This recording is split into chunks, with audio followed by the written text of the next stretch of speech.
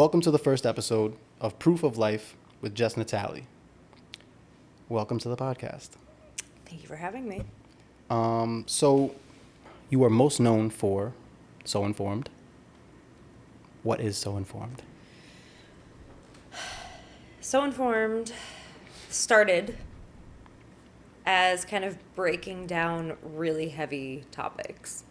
I kind of was feeling like people needed a topical visual slideshow. Maybe I should step back because I've never actually talked about this. When I started So.Informed, I was working in marketing, trying to market audiology services, which is like the most unsexy thing to try to sell to people. Elaborate. Audiology? Audiology, like Okay. hearing aids. Okay. Like going to get your hearing checked. Nobody wants to admit that they need to get their hearing checked. So it's really trying to get ahead of it, you know? Right. That's what I was doing full time. And I was doing that up until like 2 years ago, full time, the whole time I was doing the page. But I was making infographics and I was making marketing materials. Well, so you were doing that job up until 2 years ago. How many years ago did the page start? 6.5. So for 4 years you were doing a full-time job? For 4.5 years, yeah. Okay. Full time. And then I took on another full-time job for about 1.5 years. So for the last like 6-ish months, I've been just doing the page full time. All right. Yeah. Did that answer the question? What is So.Informed? So.Informed. It kind of answered like how it started. But, yeah. So like, I guess to get a little bit deeper into that, what made you feel like you got to create a new platform to present this information to people? It didn't exist. Nothing like the So page was happening on Instagram. And it was at the beginning of COVID. So I had extra time to kind of, be isolated at home and spending time doing this thing and trying to carve this space on the internet of like, I'm volunteering for Bernie. I'm talking to people across the country who just don't fucking get it. They don't get it. Like, till their last dying breath, they will tell you Bernie Sanders is a communist. And that's what I kept running into. And obviously that's not correct. So it's like, how do you reach these people? How do you reach younger people so they can reach their older family members? How do you break it down in plain language so that they can explain to you simply what Medicare for All is? It's not some big scary thing, That's really what started the motivation to do it. And then COVID hit. Everybody was inside. People were looking for information about COVID. And then people were watching my lives during the protests in the summer of 2020. I was live on the So page, out in the streets. And that after George Floyd that was the murdered. first year of So.Informed. Yeah, that was just, I started it in February. Mm-hmm. So in May, I was like live, and it was reaching so many people, those lives, and people were watching what was happening on the streets here. And then I started reaching more of like a broader audience beyond Bernie supporters. Mm-hmm. And that's kind of how it took off. And so I think one of the reasons why So.Informed does so well is because politics are just generally difficult to follow. Mm-hmm. And the way it's presented is very digestible. It's a good format. It's clean. That's why I watch it, Thank you. And I'm a fan. So Thank you. before you started the So page, you said you were working with Bernie Sanders. You were volunteering, or I was volunteering, yeah. for what, like the campaign? His presidential campaign Okay. in 2020. And then during that time and before that time, like, what was your relationship with politics, and like, how much did you know about? How much did you pay attention? Paid too much attention. I got involved in politics when I was 19, and I started working for Obama's re-election campaign. I was a paid fundraiser, basically. I was getting paid to like cold call and fundraise for his campaign, his re-election campaign. I really was not deeply political before that. And that kind of was like, oh, fuck, Mitt Romney sucks. And I was also living in Texas, and so I was talking to people in Texas, which is like a whole different breed of people. Whole different world. Amazing people in Texas, God bless them, but there were a lot of very rural voters that I was talking to, and I was like, oh, this isn't right. And I remember leaving work one day, and there was a pro-life march through the streets of downtown Austin, and it was like just jarring because like I'm from Connecticut. I've never seen that in my life. So kind of like living there, getting involved with Obama's re-election campaign, which I wouldn't change what I did, but like, you know, I'm not proud. I'm not running around telling people I worked for Obama's re-election campaign. We all have to start somewhere. Yeah, but I think like a lot of my personal experiences, especially living in Texas and being young and having no money, and like my lights were shut off and I was working 2 jobs, like I was working like 60 hours a week. Just those things kind of shaped how I was experiencing becoming an adult and understanding politics at the same time. And like, this country's just fucked. Like, you really have to work until you're bleeding from your eyes to succeed and do anything, and politicians don't care about us. And that was my mindset. And then Bernie came around, and I was like, he gets it.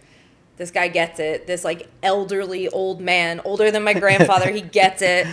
Yeah. And then that really, I got really involved. And so, like, you were already feeling like that. This was when you moved to Texas. How many years ago was that? Oh, God, I'm going to age myself. That was 2012. Okay. So, I mean, anyone who's been paying attention knows that we've been fucked for a long time. Oh, yeah. But from 2012 to now, how much more fucked do you feel? Colossally more fucked. I mean, like, what do you mean? Every single day is a living nightmare. It's worse. It gets worse every single day. I mean, currently right now, the thing that I notice the most is what makes it difficult for people to engage, stay involved, is by the time we're reacting and processing one thing that has happened, something else already happens. Yeah. So it's like happening so fast, faster than like I've ever experienced. And also, you know, the more I do the work I do and the more I talk to people like you, I have to pay attention more. And it's just like unavoidable. And the more you see, the more you can't unsee. Yep. So before, you grew up in Connecticut until you were pretty much a young adult. So I was 18. Yeah. What made you move to Texas? So I moved out a month and a half after I turned 18, and I came to the city. Okay. And I was living here, really struggling. Like, it's not easy to live here at 18, and I didn't have, you know, like, family sending me money. A lot of my friends were, like, trust fund kids here, and I was struggling a lot, and I was Googling, like, where's the best place for a young person to live in the U.S.? And it was like, Austin is like Brooklyn, but 10 times better because it's so much cheaper. And my boyfriend at the time, we were like, fuck it. And we just bought a car and moved to Austin. And Okay. Yeah, I wouldn't like recommend people do that. I mean, one of my best friends just moved there last year, actually, and they had a baby. Yeah. And It's his much different. brother moved there a few years ago. They got a huge piece of land. Like, they're doing pretty nice out there. It's much different now than it was when I moved there in 2012. I would imagine that. It's very also. techy Yeah. now, and you know, you also have to grapple with the fact that like if I were to move back there, I'd be giving up my rights Also to true. go back. And True now. not that that was much different back then, but the climate is much more hostile towards women now. But yeah, Austin was a great place. I still have friends there. And when you moved there, I'm just trying to connect the pieces from like before you got politically involved to how you got politically involved. You moved to Texas, you saw this like completely different ideologies and the way people behave there and operate. What was the thing that made you want to get involved with the campaigns? With Obama's re-election campaign? Right. 100% honest, I needed a job. It was not like, oh my God, this is like my dream come true. So at first it wasn't politically motivated. No, it was very much like, I need a job, and they were desperate to hire people. I started the day after I had like my walk-in interview. Okay. Yeah, I've definitely talked about this before on the page. People think when I say Connecticut that I'm from like, southern Connecticut near the boat city. shoes and sweater vests. No, I grew up next to a cornfield in northern Connecticut on the border of Massachusetts. The town is known for like tobacco farming. Like it's like a farm town. Interesting. Yeah, people have a very warped idea. So I always have to say, like, not that Connecticut, though. I mean, yeah, like, when I'm people not say fancy Connecticut, they think of somebody's dad's a lawyer. Yeah, no. No. There's a lot of Trump shit everywhere in the town I grew up in. Interesting. Last time I was there was a house that was, like, just, like, wallpapered on the outside with Trump flags. I was like... I mean, outside of big cities, like, it's pretty common. It's weird. Yeah. Yeah. Do your parents still live there, or your family, anybody? My father still lives in that town. Yeah. Okay. Growing up, was your family, was your parents, like, were they politically active, like, anything? Not really. Not really. I mean, it was always obvious to me that my father was a Republican. Not to dive too much into that because I know I've done that a lot in other interviews. But it was, free. It was. There was a stark difference between my mom and my dad politically, and I knew that. Mm-hmm. Even just the way that they viewed the world in general. My mom spent a lot of time like volunteering, and so I volunteered a lot with her, like helping kids at Christmas with gifts and things that are like morally and ethically good to teach your kids, that's how I was raised, but I wasn't raised like they're not activists. They weren't polling for anything. Like they were not involved in anything. So I'm like a curveball, I think, no, I mean, in my family. I'm the same thing. My parents are not politically active. I would say my mom is Republican. She loved Trump, the first time, the second time. But because of what I've been doing, sometimes she'll randomly send me a text like, what do you think of this? A couple of weeks ago or a month or two ago, she said, what do you think about Iran? Like just out of the blue text. And I'm like, which part? Like, where do you want to start? And then, this was like right when they first started like bombing in Iran. And just a simple question. It was, the conversation started with that they want to kill all Americans. And, what about the hostage crisis in 1979? I'm like, all right, call me, So, and we had a conversation. I explained a little bit about that hostage crisis situation and all that. And like in the 1950s when they did the coup. And I had to tell her they weren't hostages. Like they were CIA agents. And like it blew her mind. A few weeks later, after that conversation, I explained a few more things. And she's sending me documentaries like, oh, it turns out America was the bullies the whole time. And like, it was just amazing. I never thought I would hear her like come to the other side. I like when people are open to learning and changing their minds. And like that's powerful. Historically been extremely hard-headed, which explains why I am the way I am. Yeah. But I also have no problem like arguing with her. Like it's fine. Like we argue sometimes. Yeah. So I was a little surprised, but yeah, I didn't come from anything like that. I just, things were happening. I was outside. I wanted to do something, and it just like naturally went on this path. I mean, I think like nobody would know if they're listening to this or watching this that we met on the streets. That is true. We met out on the streets protesting. I don't know if I remember the exact time. I don't know. That's don't how know. we We meet a just lot kept of seeing people in each other, and protests. then I would just like head Like nod. you see and somebody then- 10 times and then you're like, now we're friends. Yeah, yeah. No, I think you came up. I was arguing with a Zionist near the UN, and you came up and like stood in between us. That's and possible. you were just like this like barrier between me and this like fucking guy. Completely Yeah. possible. Yeah. And then, not to toot my own horn. Yeah. I did take a really baller picture of you. Yeah, you did. I have it framed in my office. One of my favorite photos. Really? Yeah. That's Like, my Instagram picture. I'll there's- never change it. it's a good photo. So check that out. So do you remember like any times during your life where a particular thing happened and you were like, oh shit, the world we live in is fucked? Like when you were younger? Yeah.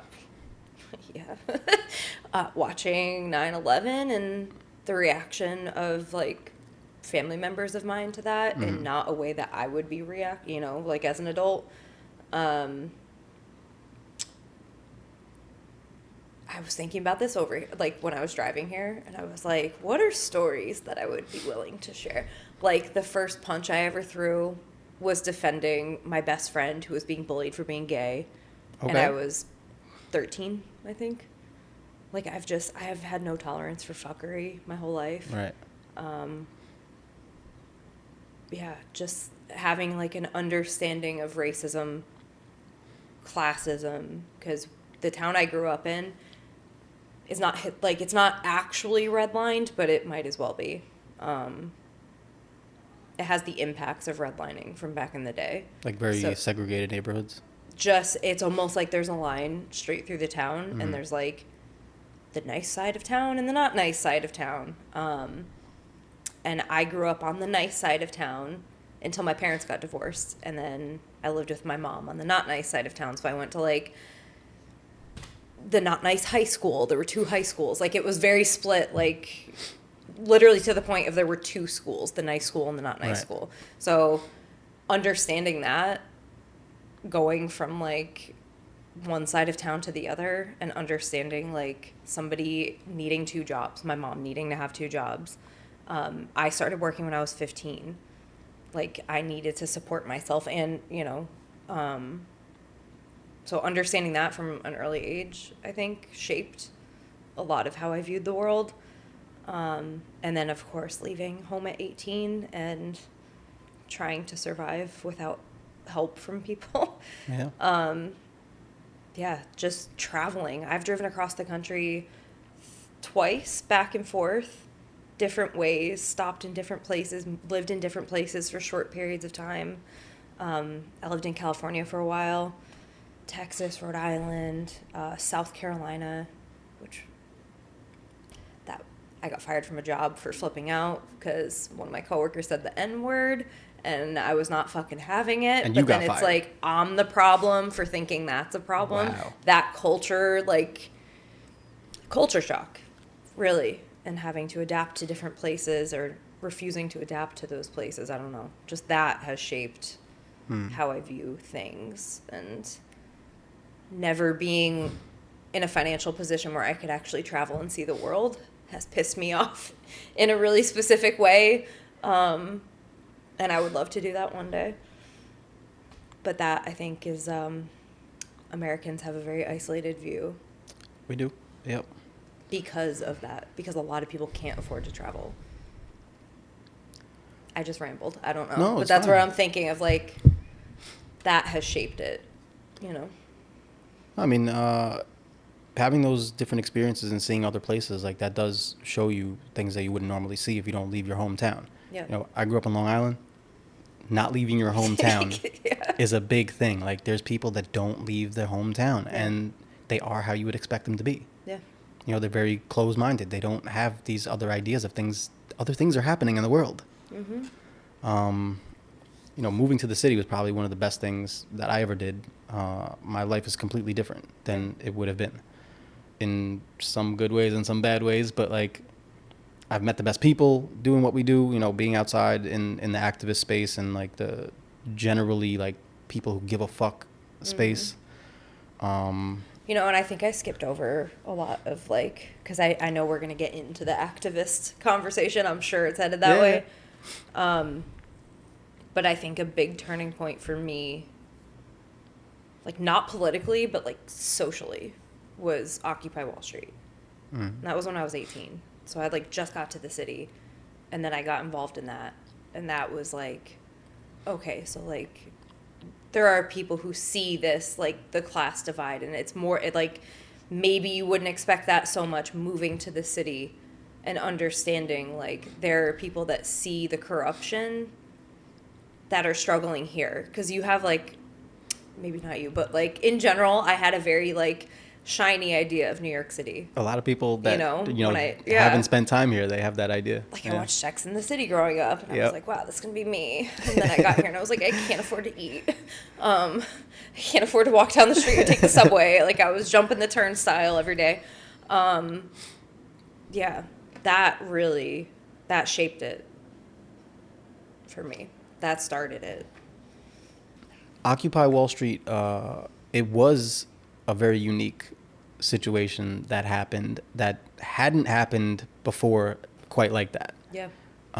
So seeing that as a new person in New York City, I could imagine the impact that would have had. Oh, yeah.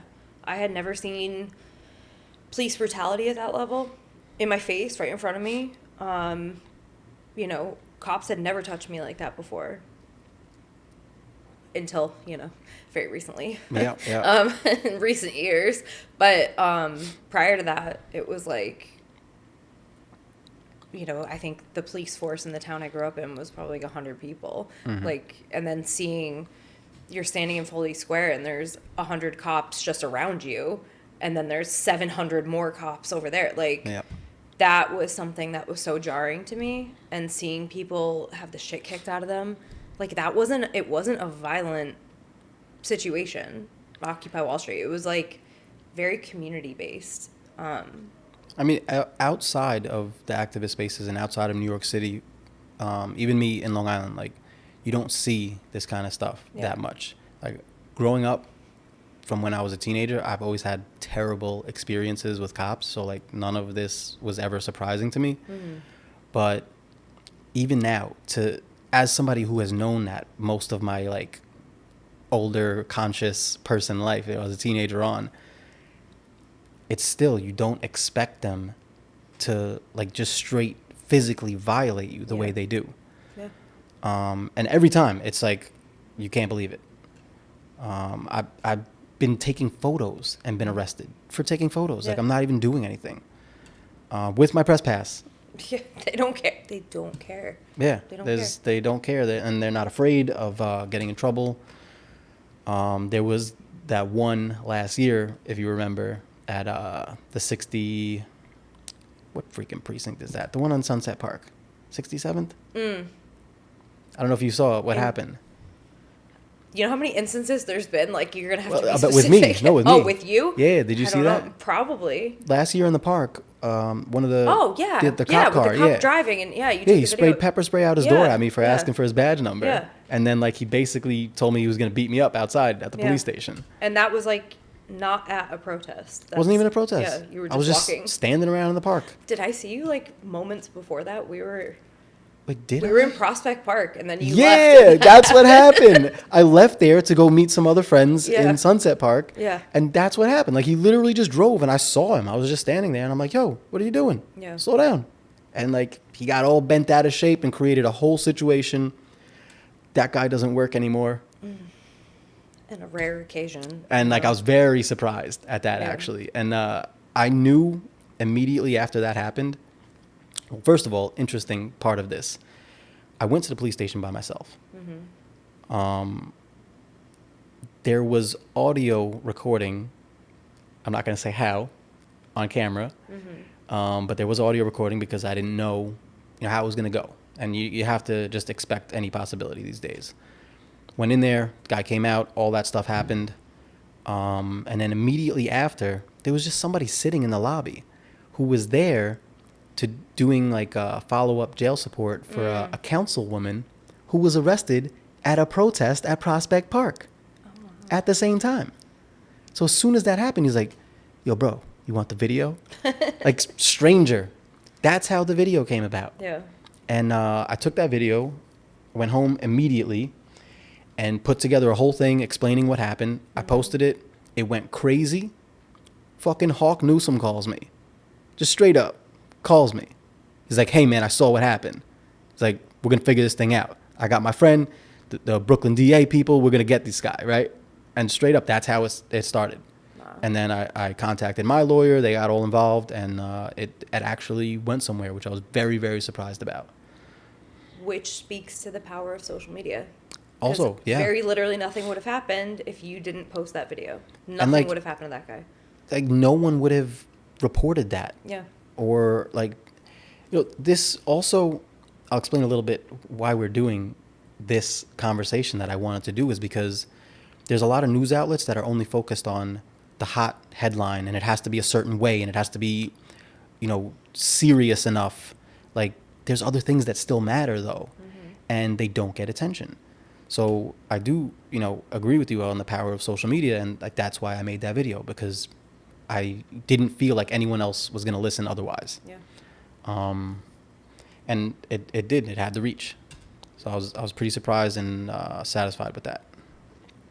People underestimate, I think, or not underestimate. I just think it's almost like, oh, social media is just like, what's the point? There's still people with that mindset. Well, they look at it like it's some stupid new young kid internet thing, which maybe that was in the beginning. Yeah. But the access to information, the way it connects people who otherwise wouldn't be connected, and third, I get most of my news primarily from Instagram. I'm following credible pages and stuff like that, but this is the way that we consume stuff. We consume stuff mobily on our phones, and quickly. That's just the way it is. Yeah. So you can't deny that that's how information is getting spread. Yeah, and I think one of the nastiest things that has ever been said about the So page, and there's been a lot, and this is not even on its face the nastiest, but it was just from somebody who should have known better. Somebody who at the time had a lot more reach than I did, and basically just said the So page is just the memification of information. I mean, and it's I know it's supposed to sound like an insult, but it's okay. But memes are awesome. Memes are great. I'm not making memes, and I never have been. No, but I mean, they're not memes, but and that I've sat with that, and it's the memification of information. How do you think Gen Z is going to get in a fucking newspaper at the deli? Hell no. No one's buying They're newspapers. opening their phone and they're seeing what's happening, and they're certainly not subscribing to the Wall Street Journal and the Washington Post. People are using social media, and I knew that was going to be the case 6.5 years ago. I knew, because that's the path that I wanted to forge, and I knew that if I was seeing the reaction to it, and then it was all these other pages popping up doing it, and I was right. This is going to be the main source of information for people, and I want to do it right. And that's why the So page, from the first post I ever did, sourcing all my information, because I think that's important. But that is one criticism I would have about the social media, people getting their information from social media, because obviously we can't just take anything we see and just accept it as the truth. People don't do their due diligence to check, and if I see a quick post that says a few lines on it, I'll go look up what it is to see what the whole story is. But a lot of people don't do that. They just scroll right on. That. Yeah. Yeah. And a lot of misinformation gets spread like that. Obviously, we've seen. Yeah. But on this subject, from when you started, and even now, do you feel like you can? Do you feel like you notice the impact that you're having? I try. Or is it hard to imagine I try not it? to. I say this to people because when I meet new people and they are just meeting me on the street, and they find out about the So page, they're holy fuck, 3.5 million people follow this. Like, how do you even like grapple? Like, how do you wrap your mind around it? How do you grapple with that? Like, I am still posting to this day as if it's, day 3 of the So page, where it's just people I know, like my friends and family, people who I talk to all the time. And I had like maybe 50 followers, and I was posting the same way I post now. And I've tried to hold on to that, because if I think about 3.5 million people, I can't wrap my mind around it. I never have. These are not like natural things for our brains to be like processing. No. And for a while I was doing reels, like trying to hop on the trend of like being front facing on it. And then people were recognizing me at protests and coming up to me. And nobody was like mean. No, it wasn't like bad interactions, but it was so fucking uncomfortable, because that's not what I'm trying to do. Right. I'm not trying to be like this figure, like a public figure. I just want the information out there. I want people to know what's going on. So I took a step back from that, because when you reach that many people, you don't want to be somebody that's recognized. Some people do. I don't. Because then it's, these nice, beautiful people recognize me. They're coming up to me and saying great things to me. At the same time, I'm opening my phone to death threats every day. The next time I go out, somebody could come up to me and it could be one of the people sending me a death threat. So right. I've had to grapple with that, and that's not a normal thing to have to think about. Because I'm just some random person living in Brooklyn. Like, I'm not, I don't have security with me. I don't have, so it's not normal. I try not to think about it. Well, you mentioning you're just some person in Brooklyn, you don't have security. I think a lot of people imagine that with this many followers, the page, the amount of information, the way it's all processed and presented, how big is the team? It's just me. Yeah, it's just me. Is that like surprising, like for people to hear that? People are shocked. People think it's like me, a bunch of writers, like when I do on the rare occasion, because it used to be a heavily like graphic design in all the posts, and then I was like, I can't do this in a full-time job. Like, I got burnt out. It's very clean, like the way it is now. Thank you. It's always been simple. I always wanted it to be simple, and I hate to admit this, but my mindset when I started was like, I want it to be as simple as Apple. Everything that Apple puts out is like a white background with black text and like a little tiny graphic. Like, historically, I've been inspired by like their presentation. I mean, we could say whatever we want about them, but they were very good at this, like crafting these designs. Evil people, but they have great fucking like branding, great marketing. But that was always what I wanted, because I don't need graphics to make the point I'm trying to make or to get the information.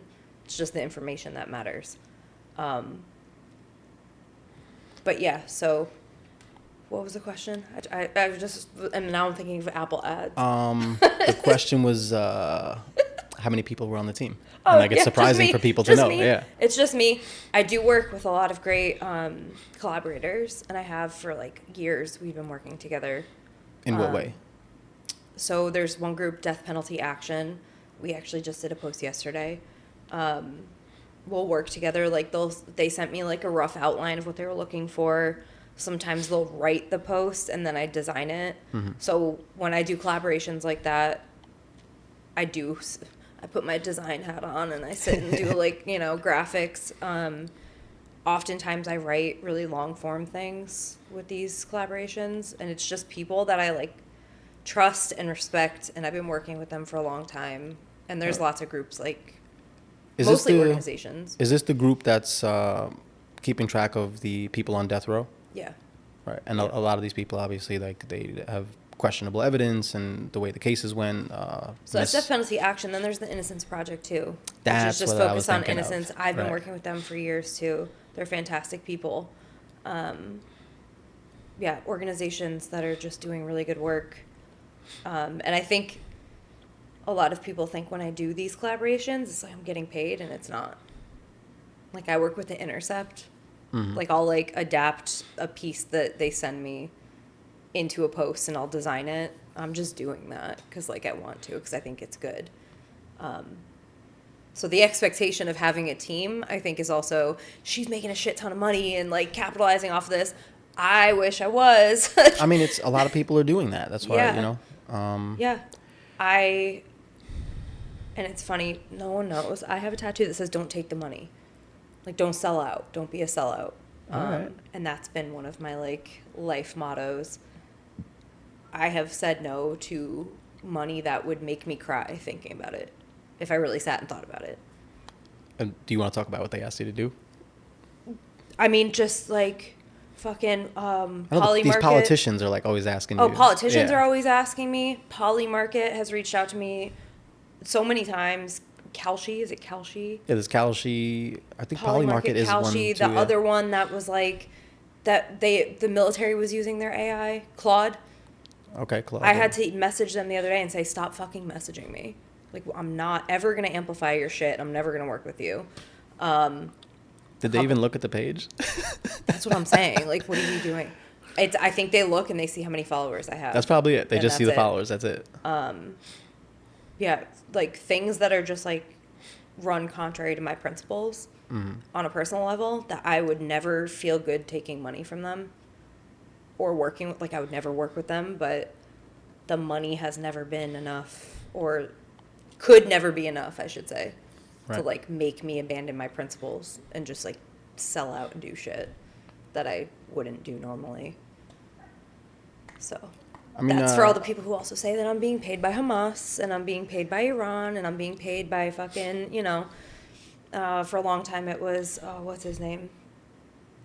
The Democratic, George Soros. Soros. I was Everybody, being they paid by always George say Soros for a long Soros. time. Yeah. Yeah. I've been being paid by a lot of people and I've never seen the money, so I'm just wondering where my check is for that. But yeah, there's a lot of misconceptions, I think.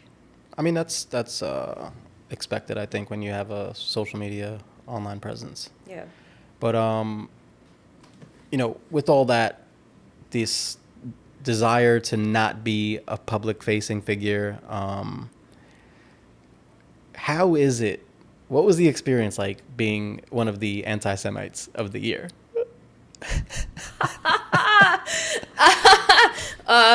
Oh, that was fun, you know? That was fun. I am on a daily basis waiting for those people to just get their karma. Honestly. Stop Anti-Semitism, Canary Mission. They're getting sued right now. Canary? Yeah, Stop Anti-Semitism is Okay. getting sued. I think Canary Mission might have a lawsuit, but there is a class action lawsuit. Well, I think they're very secretive digitally with like who is connected to the actual page. I know a lot more than people think I do, and I'm just waiting for the class action lawsuit here in New York. Because I mean, they got Batar. but not even for the sake of me, for all the students Yeah. at Columbia, especially, their fucking lives were ruined. Like, Stop Anti-Semitism tried to ruin my life. They were hounding me since 2020. Like, I don't want people to think this is something that just came up out of nowhere. Those fucking people were harassing me for years. 4 years. Like calling, texting. What do they do? No, just like posting about me constantly online, having their followers like harass me. I was doxxed in 2021, and I had to move. I fucking left my apartment and moved. People were showing up? Somebody showed up, and I was like, my ex was like, yeah, you're gonna get killed. Like, we need to move. We moved into like a doorman building. Wow. Yeah, fucking, it was jarring for a long time. But Anti-Semite of the Year there was first Anti-Semite of the Week, and that was my entrance into that. Okay, so you came up. I did. I didn't win, sadly. But, you know, I connected with Hassan Piker, which is fantastic. He's, like, a great person. Oh, they're going to come for us for this, for saying that. I don't care. Oh, man. The people amount of hate on fucking him so people, much. the amount of people that have tried to cancel me and to have me killed dead in the street, I do not give a fuck. Because at the end of the day, I'm doing what I do. I go and I see my fucking horse and I give my horse a bath and like I'm at peace with what I'm doing and what I've done and what I will continue to do. So it doesn't matter if I'm nominated again. It doesn't matter to me. Like the work is more important than this shit, and it always has been. Right. So the worst thing they did was use, and I just talked about this last night with somebody. They used my ectopic pregnancy as an example of why they said, oh, this is why she's an anti-Semite, because she lost her fucking mind after she had an ectopic pregnancy. Technical difficulty. It's the earth rejecting it. Like, earthquake. Yeah, they posted that and said that. Damn. On Stop Anti-Semitism, and their own people turned against them for doing that. Yeah, it's fucked up. Because it's fucking disgusting. Like, Yeah. they're depraved people. That was the worst part of it for me. So I think it's safe to say you're not afraid. No. I have had, like the Batar people who are like genuinely unhinged. These people in the streets, they're unhinged. They have followed me on the Yeah, they streets, follow me like too. harassing me. These people know who I am. They call out your name, like... They know my name. They Yeah. know my first, middle, and last name. Like, they know things about me that I'm concerned about. Well, how do you know that?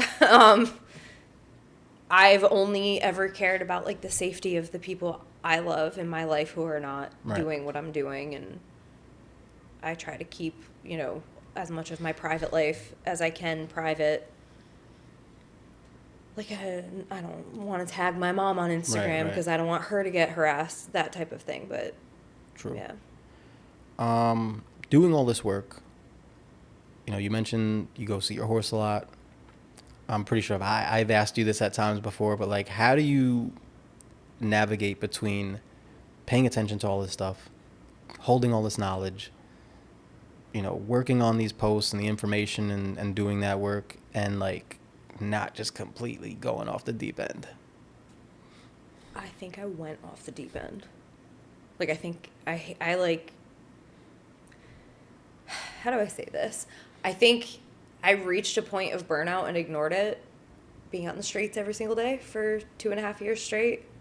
I think I was an autopilot the whole time. There was a period there where it was like multiple times a week, Multiple times 6 a day. hours, 8 hours, Yeah. like, Yeah. yeah.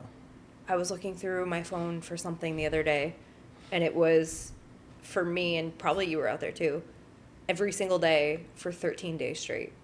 Yeah, probably. That I was sounds out. right. It was like during the encampments. Oh yeah, the encampments. I was every day over there, back Every and single forth, day. going home, coming back. Mm-hmm. I was there when the CCNY one started, which was, I had my Same. laptop out. Same. I was on the grass, like Yay. doing my work. Yeah. I stopped bringing my laptop because I didn't know what was gonna happen. But that was honestly, to me, like, that was a very special time. Mm-hmm. Like, it was an activist movement there. It's caused by, the genocide happening. There's a lot of terribleness or, horror to it. Yeah. But the fact that formed and the people, the way they came together, like, we really had like a little community, like it was our people. Yeah. Which I hadn't seen something like that happen before. I always said this is like Occupy Wall Street on steroids. Mm-hmm. The community aspect of it. Like, people were taking care of each other. Like, Yeah. other people were straight up donating things like supplies, waters, sleeping tents and things. Yeah. They were just giving it to help this movement and help the students. And people who were not here seeing that wouldn't know that. That was not being reported. No. It was like, oh my God, the students are terrorizing New York City. It's like, no. They were literally just chilling. The community in the city, like the neighbors up at City College, then that whole neighborhood was supporting the students. Yeah, they were all cool. Like, the restaurants Yeah. and the places, they would let everybody come and use the bathroom and like do whatever we needed to do. Like, Yeah. they all supported it. Yeah. But that was, like, I know I'm a grown up now, but that felt like a formative time. That was in for so me, many for sure. ways, yeah. Yeah. Like, it wasn't new to be out protesting for me, but it was such a new vibe. It was different, for sure. Yeah. That was also the first time I ever got arrested, shockingly. At the encampment? No. We were protesting a Biden fundraising campaign in the city near Penn Station. I think I remember that. We were at the Moynihan side, right? Yeah. Yeah. Yeah. And they kettled us. Yeah. They had us split off Yep. across the street from the hotel, right? Yep. Yeah. Yep. I remember that one. That was interesting.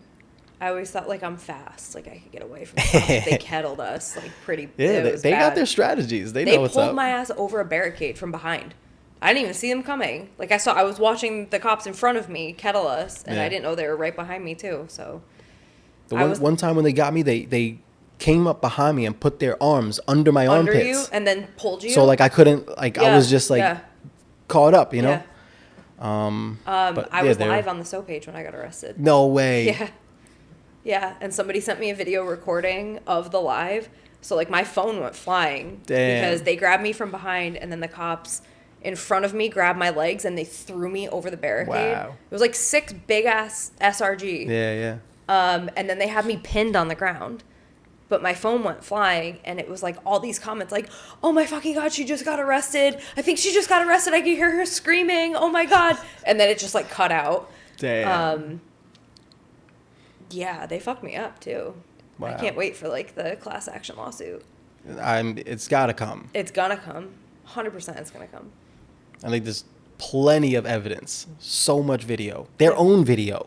They won't even give me the body cam footage from my arrest. No, they won't. But, like, if you saw the other day, the Empire State Building. Yeah. The footage was out the same day. Yeah. They could. I submitted, like, a formal request for that footage, too. I've done the request for all types of stuff from them. They'll give you a date 3 months from now. Yeah. The law about it is if it's more than, I think, 20 days, I could be misquoting this, but if it's more than 20 days before they are going to provide it, they're supposed to provide written explanation of why they're not. Yeah, they did that for me. They did the explanation? Yeah. I never got one. I needed, like, basically I would have had to have a lawyer draft something for me to get it. This is and I was bullshit. like, I'm not paying for a lawyer to do this. No, this is bullshit. It's freedom of information. Yeah, there's, like, I have plenty of videos of me getting arrested, but I wanted their point of view because they tried to hit me with extra charges of assaulting an officer and resisting arrest. And, like, I was there, they were holding me for, like, 6 hours longer than everybody else. And I was like, this feels not right. Like, this feels not normal. You think they knew who you were? Hmm? You think they knew who you were? I don't think it helped that I said to the officer who arrested me, like, millions of people are going to see you, motherfucker. Like, you are fucked. This is so illegal what you were doing. Because I was screaming at them before they arrested me, this is kettling and this is illegal. So I didn't think they liked that. But, yeah, I got hit with and then they dropped all the charges for everybody that got arrested that day. That's what they do. Yeah. They do the whole, they beat you up, they arrest you, they hold you, all this stuff, and then you go to court, and they either didn't file the paperwork or the judge dismisses it. No, Alvin Bragg dropped all the charges because there was enough evidence of the kettling, so it was an illegal arrest. I mean, the one time when they arrested me for taking photos, the charge that they put on it was not using the sidewalk when the sidewalk is available or something like that. It's so stupid. They're making shit up as they go. It's a real thing. I swear, that's absurd to me. But it happened on the south side of Foley Square where there is no fucking sidewalks. It's so So I got to ridiculous. court, eventually after that, and the judge, and I had a lawyer and everything, and he literally just said to him, like, it says this. I don't know if you're familiar with the outside of the building we're in. There's no sidewalks. Yeah. And the judge, like, laughed at it, and he's like, dismissed. It's offensive how stupid everything is, I think, and I didn't realize the extent of how stupid. Like, the shit that they were putting out on, like, what is it? Not the megaphones, like the big boxes they have. Oh, the LRAD thing? The LRAD machines. Yeah. They were recording those messages, like new messages every single protest. Like some of the, I'm like, oh, that's a new one. Some of them are very specific. Like you're just making this up right now as you go. Like it's not real. Yeah. And if anybody from Zoran's team is watching this or listening to this, why has he not dismantled SRG yet? Why is Jessica Tisch still leading the NYPD? Why are we doing that? I have questions that, they won't allow me access to him to ask. So And if they're watching or listening. the other one that's, I think, a sticking point right now is the 24-hour workday. Because that was one of his things that he spoke about in the campaign. And I mean, I have plenty of questions. Why are carriage horses dropping dead on the street every single day? He campaigned on ending that. A fucking 18-year-old kid just died. yeah. That should be enough. There's plenty of things that have been promised to us that I feel, pressure could be put on him without getting fucking yelled at for pressuring a politician. I mean, we're supposed to be able to talk to the elected officials. Like, We're supposed to be able to talk about the elected officials, too, without a gaggle of people yelling at us for asking relevant questions. Well, I want to talk about this because, the opposing opinions on whether we should even be talking to them at all. Like, you mentioned when you were working in the Fetterman campaign with his team. Was it the campaign? It was his campaign. Okay, his so election. when all of this behind-the-scenes stuff that you were seeing and learning, why is it important to still keep electoral politics as a tool that should be used instead of, some people will just, the fact that you even want to question Zoran, they'll have a problem with that instead of just saying like fuck him completely because he's not doing what we want. He's throwing us under the bus. Why is it important to still keep that tool available? Because I live in reality, and that is the reality that we're living in right now. He is our mayor. It's not fuck him, we're just gonna, what are you gonna do? What are you gonna do?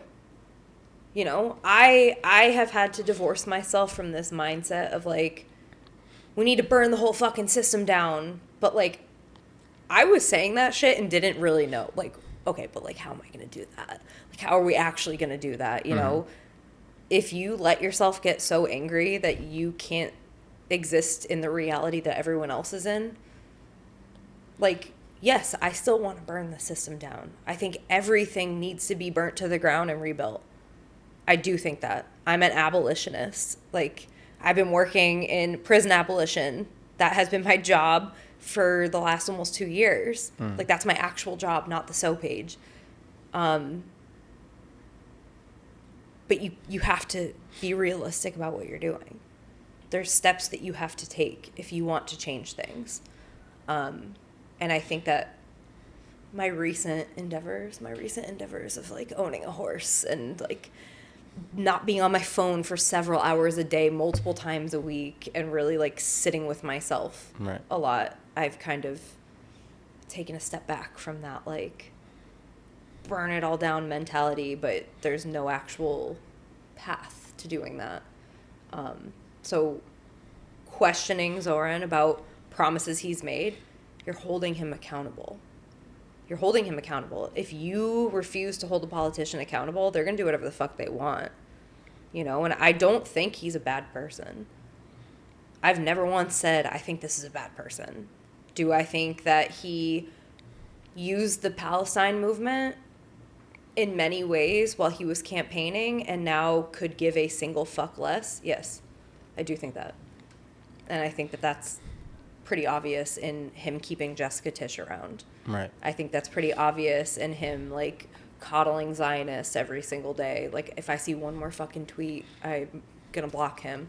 I don't think he's a bad person, though. I mean, when he condemned the land sale protest, that pissed me that off. upset me I a was lot. so angry because that shouldn't be happening, Like, they didn't address what was happening. Exactly. They only addressed that some comments that they didn't like were made. Yeah. I just think it's dishonesty for political gain, to be honest. Like, oh, he has to coddle the Zionists or else he's not going to be successful as mayor. I mean, I don't know. Maybe that was something more realistic when he was running and when he got elected. But like, if we look at what just happened now, with this whole DSA slate, and it's not just New York. It's first they were saying that it's not going to work outside of New York, but then look at Philadelphia, California, Jersey, Hamawee, just won the primary. Denver now. Was there one in California also? I think in the primaries in California, yeah. But like, they're making moves. Yeah, and listen, I stopped paying my dues to DSA. I was a member for a decade, and I stopped paying my dues because I didn't agree with them supporting AOC through all of her bullshit. And I'm not her biggest fan, but I'm not going to sit here and say I think she's a bad person. Look, we have to think about the alternatives. Yeah. You know, if we disregard these people, completely cut them out of the strategy of the movement in general, you know who's not doing that? The people that want to do things that are going to hurt us as a whole, not even as the movement, just like people living in this country. Yeah. They're not going to stop. They're going to continue working very hard to do whatever they can do to make life the best for them, not for us. So if we ignore the tool that they're using, how can we expect to win? Yeah. Anything. And I think that's a problem with like leftists in general. Yeah. It's like everybody's so willing to just be like, and not everybody, but a large percentage of leftists who are like very vocal and have very large platforms online are so willing to be like, don't fucking vote, don't fucking participate, don't fucking do this, this, and this. And it's like, I get the principle, but like, yeah, what are we I get the accomplishing? principle, but the day-to-day aspect of it, like how am I gonna go home and tell my neighbor who's like fucking 91 years old from Haiti, who is like the sweetest little old man that I've ever seen in my life, I'm not gonna fucking vote. You know why? I'm not gonna vote, and you're struggling, you can't pay your bills, you can't do, you know, you can't afford your air conditioning bill, you can't do this, when there's people that I could be voting for that would be working to help him. You know what I mean? Like, you have to think beyond yourself, especially on the local level. And that's why I've always advocated for voting locally as much as I was not advocating for voting. In some ways, it's more important. It is more important because it has more of an impact on your day-to-day life. Right. Yeah, and I'll never live the 2024 election down because I refuse to endorse Kamala Harris. I refuse to do it. Well, she's coming back around now. Yeah, she's coming back. I saw the meme of like the Steve Buscemi meme, like where it's hello fellow kids, and it's like saying hello. What is she saying? Pro Palestine or something. It's hilarious. I'm not gonna say a word. I'm not gonna say a word. Because I don't know. people to this fucking day, we're midway through 2026, and there are people who still message me on Instagram at least once a week, blaming me individually as a single person for why she lost. They counted the numbers. Like, even if they got all the votes that they're claiming was our movement's fault, she wouldn't have won still. And also, like, Democrats' inability to look inward and kind of reflect and have self-reflection is going to be the reason. Yeah, it's going to be the reason why fucking Trump never leaves office. It's like, honestly, they can't read the room. They don't want to listen to voters. They don't actually care. Well, that's why these DSA candidates are winning. And that the reason I brought that up is because the language is a little bit different. Yeah. They're not as soft. They're not taking things back. Like when Zoran was running, even though that was only it was earlier last year, but at the time when he won, that was only 7 months ago. Yeah. And the language is different now. And I noticed that for sure. Like, these people are not taking back what they've been saying, and they're much stronger on their positions. And if it keeps moving that way, you know, they don't have to appeal to people that are against the better conditions for people in this country. Yeah. They can be strong on their opinions and what's right and wrong and their morals and still win. Yeah. I have long said, you know, Michelle Obama, bless her heart, but they go low, we go high. Fuck that, man. Fuck that. Fuck that. They go low, I'm going to go to the core of the fucking earth. Like, that has always... Why are you trying to be the bigger person, like, in the face of Trump? That nasty motherfucker doesn't care. No. He doesn't care. Like, why are you trying to be the bigger person and trying to, like, you know, pearl clutch at what? Fuck that. That sentiment, that phrase only works when that person doesn't have influence over the conditions of your life. Yeah. So if it's like a bully at school and you get to go home and live your life at home, that's one thing. Stick the high road. Maybe, if you want. But, like, when that person has control over the way your life actually is, Yeah. we can't just take the high road. No. And the Democratic Party, like, holding on to that still to this day and condemning all these DSA people, like, go find your own party. That's literally what the chair They're of the DNC so out said. of touch. Go find your own party. We don't want you here. Get fucked, Jamie Harrison. Well, Nobody wants this, like, status quo bullshit. Even, like, people in middle America are sick of it. Like, the flyover states that are kind of overlooked in, like, this conversations about politics. Those are the people that people need to pay attention to, you know? Right. Those who Hillary Clinton notoriously ignored. And I'll look in the camera and say that as well. Those people matter, and those people are also sick of the status quo because they support whoever is going to help them just be able to put food on their table, you know? Right. Like, there are a lot of independents in this country that are not running around saying, oh, I'm MAGA. And even if they are, I know a lot of people who have said, I voted for Trump because that's what their community is saying. But when they went into that fucking voting booth, they were not voting for Trump. I know a lot of people like that I believe that. down south. Yeah. Yeah. Well, when you said that the establishment Democrats are saying, like, find your own party, I've had this, like, idea in my head, and I'm not, like, super, like, an expert in politics, so I don't know if I'm, like, on the right track here, but I feel like these are candidates, the ones that are winning right now, who would have previously been running independent or, like, Green Party because, like, they don't fit into the standard box of Democrat and Republican. And I could be just, like, making this whole thing up, but I feel like they've figured out the smart way to do this where it kind of is a new separate party, but they're doing it under the Democrat label. Well, who did that first? Was it Zoran? Bernie. Oh, Bernie. Bernie's an Like, independent. it's kind of smart. Like, when he votes in Congress, he's voting as an independent. It's IVT. He's independent. But when he ran for president, he ran as a Democrat. Because there's, like, these bureaucratic, like, roadblocks Yeah. in order to get these, stifle these movements and, like, for Yeah. the progress. So I maybe I made that all up. Like, that's what the strategy was, but I don't feel know. like I do think, like, the DSA. How do I say this I don't want to offend people. offend. Go ahead. You know, DSA is not. They're not leftists, if that makes it. You know, they're trying to operate within the establishment. Right. That's why I think it's so smart. Yeah, and there's a lot of people who don't like that.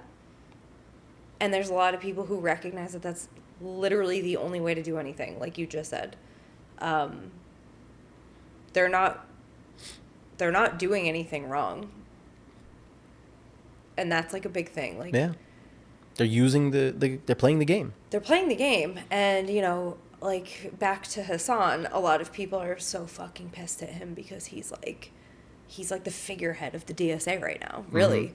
Like, he's driving a lot of people to sign up and a lot of people to get involved, and really pushing DSA candidates. I don't think there's anything wrong with that. No.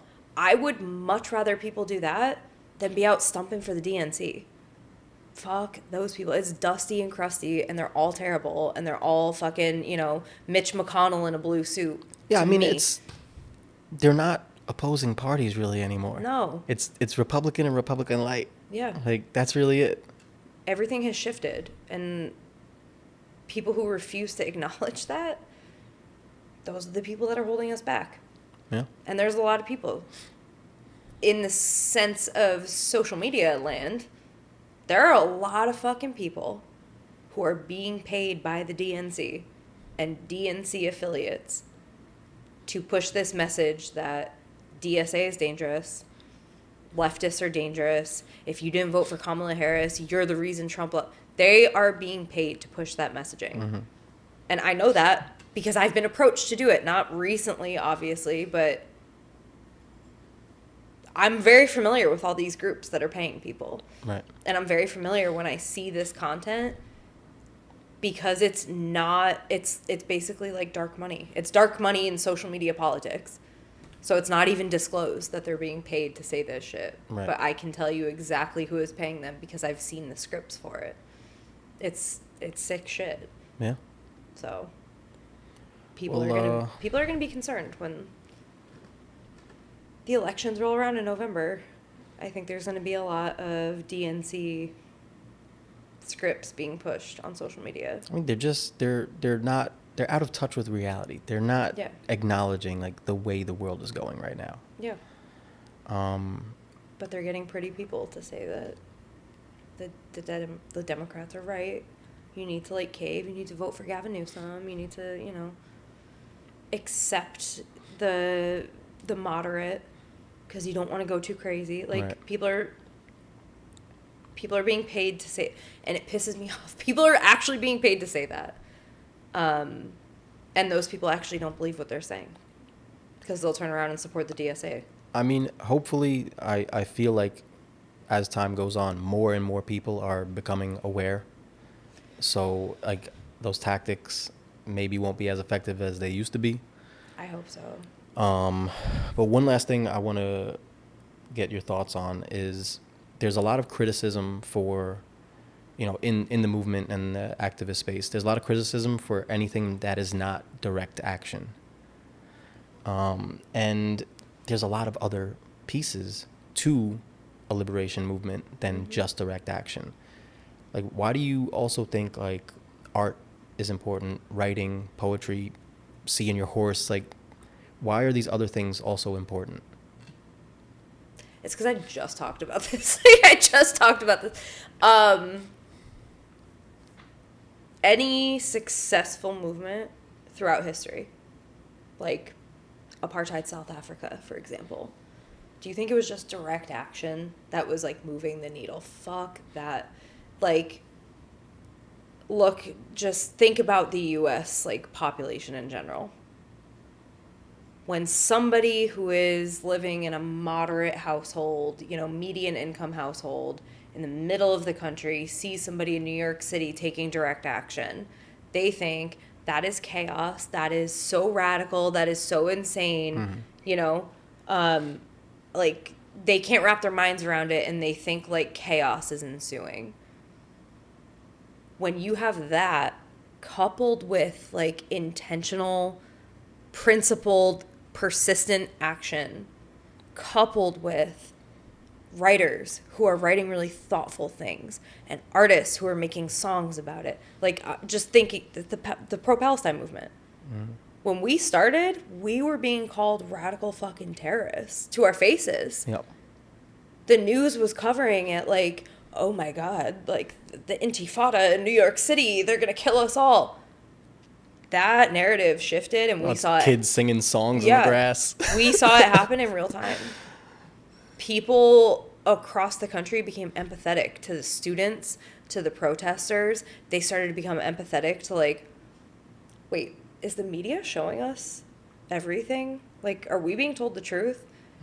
You know, and I've had conversations with people who were leading that movement in New York City, who were like at very vulnerable, like exhausting times, like, I don't think we're doing anything. Like, we're shifting public perception. The bombs didn't stop falling, yeah, like that didn't stop. But the way that the public is now looking at this, that hasn't happened ever. Like, I have goosebumps talking about this. Oh, it really is. Because, I've never seen the Yeah. amount of awareness that people have. There's people that just never thought about the Middle East Yeah. ever at all. yeah, And now, like, they know what's going on like, and they care about it. there were people from my fucking hometown. People from my hometown who reached out to me directly when they saw, like, you know, seeing the videos of me, like, leading chants at protests and, like, holy shit, saying, I want to know more about Palestine. Yeah, We didn't learn about that I have a shit in small school. following, but like people still once in a while they Yeah. reach out to me. I direct them to your page a lot because I'm Oh, like, thank if you. you want something like super quick and easy to just like, if you haven't looked at anything, look here. Yeah. Like this will get you started very well. But I should plug Let's Talk Palestine. My good friends over there, they're doing the work specifically about Palestine, in the same format as the So page. Nice. But it's the movement. If it was all just direct action, that wouldn't have happened. You need the Yeah. other elements to it. You need a broad, diverse tactic to actually change. Nothing is ever going to change if it's just like an isolating small thing where people don't even want to look at it because it makes them uncomfortable. But if you're inviting people in with like different tactics, like, you know, Mohammed Al-Kurd is writing beautifully crafted, like, think pieces. It was writing about, you know, the student movement. And there were students writing about the student movement. Yeah. And they were writing about it, you know, like Mahmoud Khalil. He literally got kidnapped. I was going to say abducted. It's not right. Like, he got kidnapped from his fucking home. And he was writing from ICE detention. Beautiful things, but, like, so impactful. Mm-hmm. If all of those elements were taken away and it was just a bunch of people, like, laying down in the street trying to stop a truck from moving, like, I don't think the impact would be there. And I don't think it would be as widespread, and I don't think people would have changed their minds. And I think, like, the heart of the movement for me in the U.S. was in New York. I think it really is. There's nowhere that's involved and as active and, you know, visible as New York. And not to, like, say that and diminish everybody else, because there was a lot of movement happening, but, like, we have Wall Street. So, like, the financial capital of the U.S. is here. We have the fucking UN. We have war criminals walking the streets. To be fair, though, even though I just said what I said, other places are way more about that life. Oh, yeah. Oh, yeah. Yeah. Yeah. But, like, the heart of it for me was here. That's really where, like, the encampment started. And I think a lot of minds were changed here because of what we did here. And they were watching what was happening here. Yeah. People other places. Yeah. And I know people in Gaza who were watching what was happening here. They sent messages. Yeah. You know, that they thank you for, you know, talking about what's happening, for sharing our stories. Like, they do. Yeah. They see it. And like, I saw messages of them just saying, like, we see you doing this, like, you give us hope. Yeah. Like, just that alone. Yeah. It's like a huge deal. I was so lucky to connect, The Intercept connected me, actually, with a young writer. Her name's Sarah, and she got out of Gaza.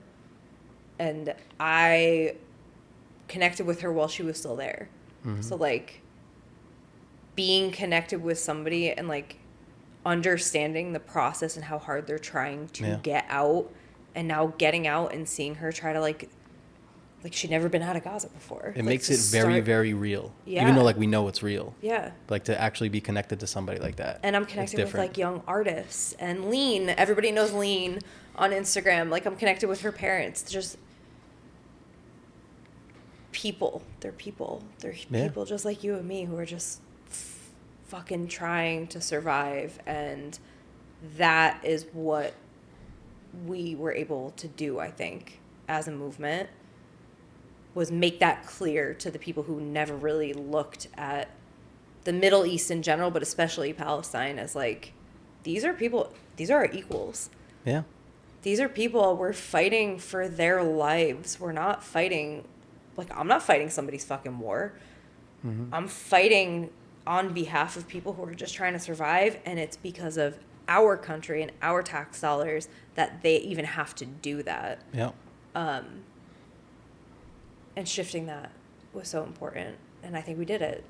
And I think we continue to do it every day. Yeah, for sure. So, well, Jess. Oh, thank you. Yeah. You're doing great work. Thank you. I'm very proud of you. Oh, I'm thankful to know you. That's so nice. Thank you. And thank you for coming to do this podcast. Thank you for having me. All right. That's it. Was so awkward. It was so